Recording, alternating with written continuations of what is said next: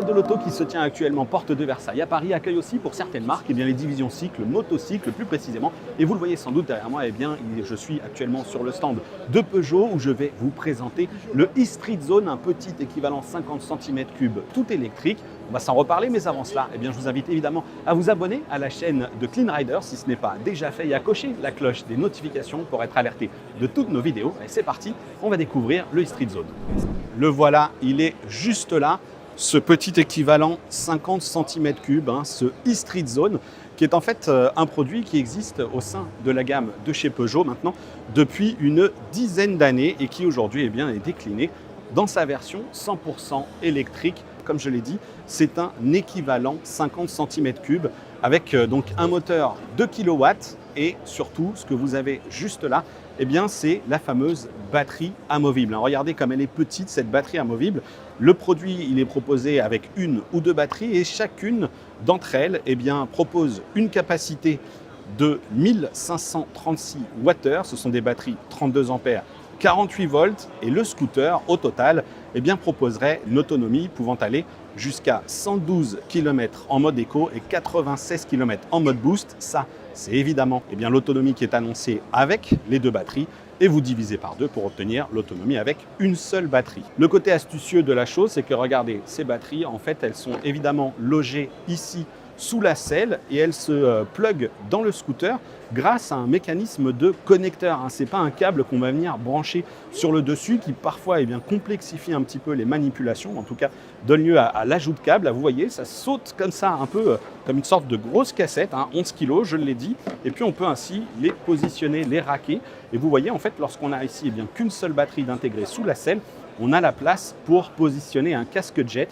Évidemment, si j'ajoute ici la deuxième batterie, il ne reste plus grand-chose comme place pour évidemment ranger quelques affaires. Mais en tout cas, on a désormais ici ces deux batteries qui nous offrent plus de 100 km d'autonomie avec un petit indicateur ici assez astucieux qui nous affiche en temps réel le niveau de charge restante, en l'occurrence ici 21%. À noter également que dans cette configuration, l'e-Street Zone pèse 102 kg, donc avec ses deux batteries, et compter 90 kg avec une seule batterie seulement. Hop, regardez, c'est quand même super facile à enlever.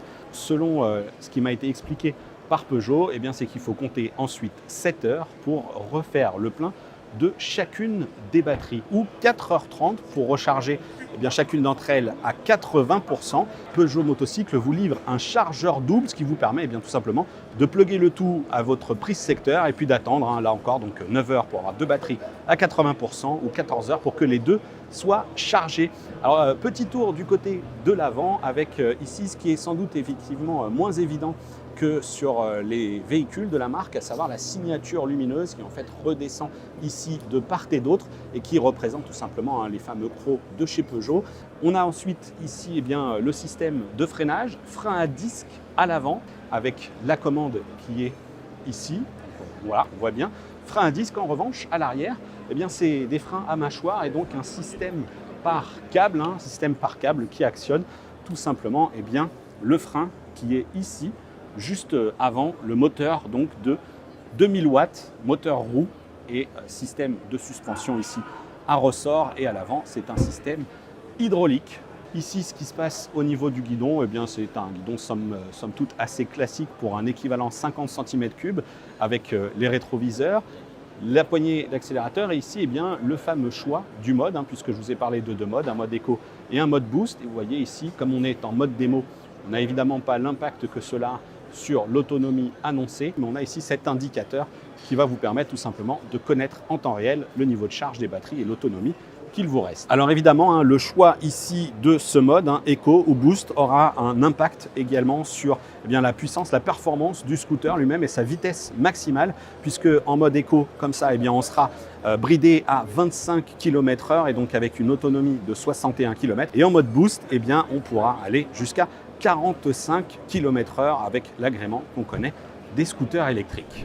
Voilà pour la présentation statique et finalement assez rapide de ce Peugeot e-Street Zone qui sera disponible aux alentours du premier semestre 2023 avec des prix qui ne sont pas encore définitifs, mais on nous indique ici que ce sera aux alentours des 3 000 € avec une seule batterie 4 000 € avec 2 batteries et proposé dans différents coloris. On va retrouver ici ce bleu curaçao, mais il sera aussi proposé en noir, en rouge et en blanc avec toujours cette partie biton ici pour le devant. Donc rendez-vous d'abord à l'EICMA Salon Moto de Milan pour peut-être en savoir encore un petit peu plus, avoir des précisions plus exactes sur ce modèle et ensuite rendez-vous en 2023 exclusivement pour l'instant dans les concessions Peugeot Motocycle.